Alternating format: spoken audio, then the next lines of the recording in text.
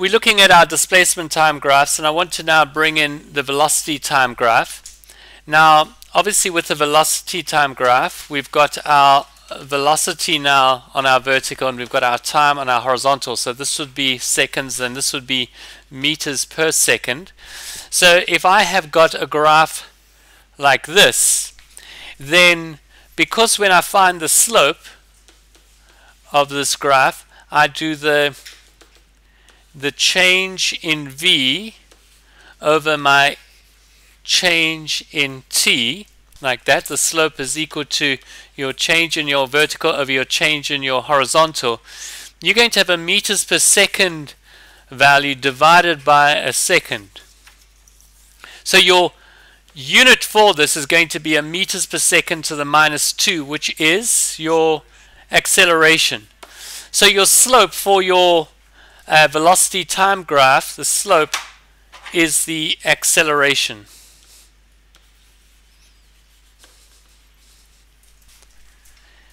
Now we also look at the area.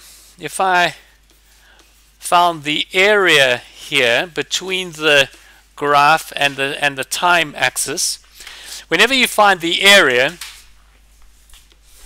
if I wanted to find the area of this, because it's a triangle, I would have to find there half the base, which would be your time. If I call this T1, so it's going to be a half times T1 times the vertical height. If I call this V1 over here, times V1.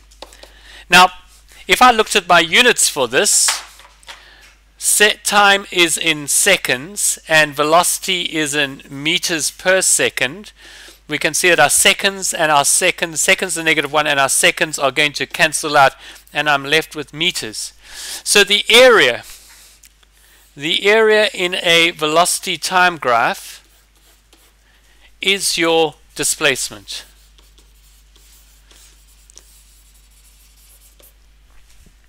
You can find, so there's two things that you can get from your velocity time graph. You can get from the slope, you can get your acceleration, and from your area you can get your displacement. Okay, finding those two values. For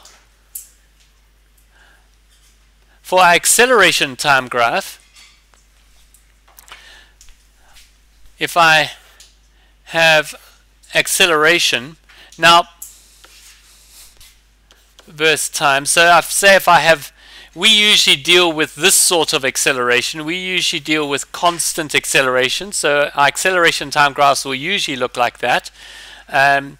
But we can see if we drew an increasing acceleration, something like this, our slope for this would be a rate of change of acceleration, which is a very important value. Alright, sometimes you do get a rate of change of acceleration because your force is changing. We don't look at those situations, but we don't give that a special name. So the slope would be a rate of change of acceleration. Now, we don't look at that in any detail, and there's not a common name that is given for the rate of change of acceleration. But the area is quite interesting, because here would be meters per second to the -2, and this is in seconds. So if I find this area, obviously I'm going to be multiplying this value, this meters per second to the -2, times by your second. You're going to be multiplying this times by that, and when you do that you get a meters per second value.